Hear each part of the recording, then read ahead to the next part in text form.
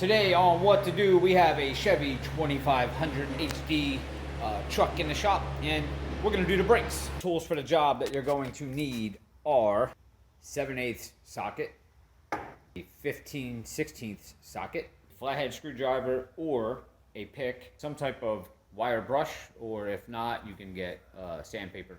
10mm hex head with a ratchet drive, and also you may want to have an air gun because them hex heads are going to be a little tough getting off. Some type of long pry bar or long screwdriver, 2 zip ties and or a bungee cord, and then you're going to want something to cut the zip ties if you're not using a bungee cord. A C-clamp that will open up rather large for compressing your caliper. Not sure if I forgot anything, but let's jump into it. There's the truck right there. All right. Looking at the wheel here, you have this center cap here with these black caps. They look like lug nuts, but they're not. They're actually covering the lug nuts. Get a 15/16 socket, and you're gonna back these out. They're not gonna come all the way out, but you're gonna be able to back them out enough to where this whole center cap will fall off, just like this. See how they're all still in there? Once you have your cap off, you're gonna go one size down on your socket. You're gonna get a 7/8, and you're gonna remove all your lug nuts. Now that all the lug nuts are off, you can go ahead and remove the wheel. Now that your wheel is off, you can come around to the back of your caliper. All right, here's your top and here's your bottom. At the top of the caliper, you're going to see right there, you're going to see this little rubber grommet on here, these little rubber caps. All right, and we got one at the bottom. Get yourself a flathead or a little pick like that. Stick our little pick under there, and that's it. It just pops right out. And there's your hex head right there. To get those 2 hex heads out, you're going to need a 10mm hex head. I got one here on a ratchet, and you are going to turn them left to loosen them. So lefty-loosey, righty-tighty, they are not reverse thread. To make it get in here easier to take those bolts off, those hex heads, what you want to do is get in, turn the steering wheel so that you are turning your caliper out this way. That'll give you more clearance between the back of the caliper and the frame of the truck here. Turning these left to loosen them again, they're not reverse thread. I used my air tool to back them out, and now I'm just using the ratchet drive to get these the rest of the way out. And there it is right there. Same thing for the top one. Now, if you're struggling to get those hex heads off, because they are going to be really tight, you may need some type of a steel bar or something you can slide over your ratchet to give you extra torsion there, extra torque, so that you can break those free. If you got a small little ratchet drive, it's going to be tough for you to bust those loose, unless yours are already somewhat loose. But they are a little bit tight to get off, so I use an air tool, so they usually come right off for me, and then I use a ratchet. Now that we have our hex head bolts out, take your pry bar, because the caliper is going to be a little tight, stick it in the top and just pry up. There we go. And that'll loosen up your caliper enough to pull it off. And you're going to want to use 2 hands, so I got to set the camera down. You don't want this to fall and overextend your brake line or break it, then you'll have more problems. So you want to put 2 hands on this, and then get a bungee cord or something, and we're going to set this caliper up out of the way, out of the work area. If you're still finding it hard to get that caliper off once you pry up on it a little bit, because it still might be a little bit tight, what you're going to, I want to point this out because a lot of the other tutorials don't show this. So when you're pulling on it, you want to be careful putting your hands up here, in here, actually all these spots, because they are going to pinch your fingers when you're rocking this back and forth. All right. So basically what you want to do to make your life a lot easier, if you look inside this hole here, you will see if I can zoom in on that. There it is. All right, you see the caliper here, and then you have your brake pad, and there's going to be a little gap right here. So you can take your screwdriver basically and stick it in there and pry, and what it's going to do, it's going to push that caliper back. It's going to recess it back in and take that pressure off of the pad in the rotor there. So you're actually going to pry that in, and that will loosen up this whole assembly enough for you to let me zoom back out here. It'll loosen it up enough for you to pull this off. Now that I have my caliper off, what I did was I set it up here, all right, and I took a zip tie and I just zip tied it. Actually, I had to take 2 zip ties and I joined them together, and I zip tied it.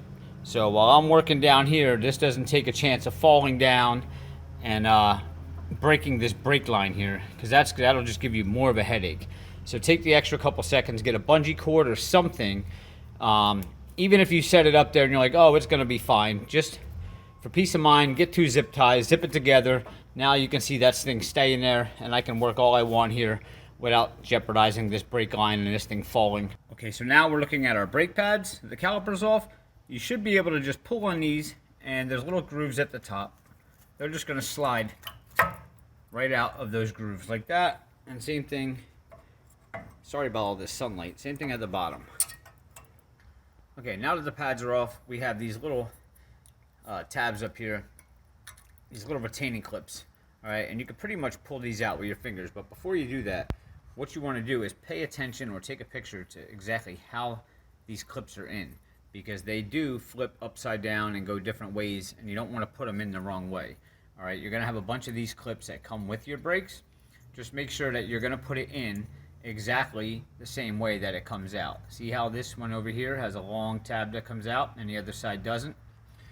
Well, if you were to flip this upside down and go to the bottom, see, our long tab's out here, but if you flip this one upside down, it doesn't have the long tab on this side. Go back in the box and find the one that has this tab on this side. You can pretty much go ahead and pull these tabs out of there just like that. After you pull out all your tabs on the front and the back sides, you want to take a little wire brush and you just want to clean inside of there, get any debris out of there, and careful you don't scratch up the rotor here, but just get any surface rust or dirt out of there, and do the same thing with the bottom. And then I'm going to take an air hose and blow all that dust out of there. Now that all your areas are clean, you can go ahead and put your tabs back in. Me personally, anytime I have metal touching metal, I always put some type of grease on the back just to prevent any squeaking or anything like that. But these, you can pretty much just snap back up in there the same way that you pulled them out. Now, once you have your tabs back on the front and the ones on the back, you want to take out the brake pad, and it's basically, you're going to need the pad that forms the shape of your rotor. So if it looks like this, it's obviously going the wrong way. You want the pad facing the rotor, and the bend of it is going to be the same bend that the rotor has. And technically, it will slide right into those grooves where you put those clips. But before you do that, what you want to do is you want to put a little bit of grease on this end, and same thing on the other end here. All right, so you're going to just grease up your ends here before you slide them in, because this is where you would get some squeaking on your pads. If you are setting your pad in there, look along the rotor and make sure that it's seated firmly and you don't see any gaps. If you do, what you might have to do is push up on the bottom of this pad and push in, okay? Because it may slide right in and you might think it's on, but if you look on the side and you see a gap at the bottom or at the top, then I would recommend putting the top in first, and then the bottom kind of push up on and push in so that it firmly seats and you don't have any gaps between your pad and your rotor. Another thing I want to point out that a lot of the other brake videos don't point out. So let's say you're putting your back pad back on, right? Now this is supposed to be sitting almost flush, all right? You might feel a little bit of an edge here, but see this back pad? How you can see almost a whole ½ inch of pad? And you're gonna freak out thinking that you don't have it in right. But this rotor probably had shifted, and all you have to do is push in on the rotor right there, see? The rotor, there it is, see? So when you turn that steering wheel, this rotor may have shifted just a little bit because you have the lug nuts off here, and it's loose. So just push on your rotor a little bit, don't panic, and there you go. That should line right back up for you. If you're doing this by yourself and you're having a hard time getting the caliper over because your rotor keeps shifting, one little tip you can do is take one lug nut and put it on to the back side over here so that it keeps the pressure on the rotor and keeps the pads aligned, and that'll help you not struggle getting the caliper on as much if your rotor's shifting. But we're going to cut our zip tie first, and then we have to compress our caliper here to get these to recess in. While your caliper is still sitting up there on the rim, take the old brake pad. Don't use a new one. Take the old one and just set it in there. Okay? Because what we're going to do is we're going to take that C-clamp, we're going to put it over here, clamp it, and we're going to tighten it in so that it compresses that caliper. Because what you don't want to do is put the C-clamp on this itself, because once you start scratching these up or you break these, forget it. You're going to either have no brakes or you're just going to tear up the whole system. You're going to run into all kinds of problems. You don't want to damage these. So if you already threw out your pads that quickly, then get a block of wood or something that you can put over top of this while you compress these in. That's what it looks like. I have my clamp up here over this top one first, so I'm going to go ahead and crank that in. I am going to need both hands. And then once that compresses in, I will lower this down to the bottom one and compress that in, and then we can take this off. Okay, everything is compressed in, and what I did, again, like I said earlier, anywhere I have metal touching metal, and these are going to be touching the back of the pads, I put some grease on all the areas here that are going to be touching this side of the pad and the other side of the pad. Alright, so if you have some grease or lubricant, you want to put it on these back sides here.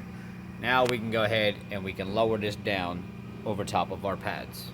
And that was the reason why we compressed these in, so that this will slide over those pads. If you still have them out a little bit, you may have a tough time fitting them over here. And there we have it. Went on nice and easy. Now you can go ahead and try to thread in your hex heads in the back. Start with the top one. That's going to be the easiest. You're going to have to wiggle this caliper a little bit to line it up. But you'll feel it drop in. Alright, top one's on, now we'll do the bottom one. And there it is. The brakes are all done. So hopefully this tip helped you out, and if it did, please hit subscribe below and give me a like. I do these videos daily, and I'm still trying to get my subscribers up. So thanks for tuning in, guys, and I'll see you next time.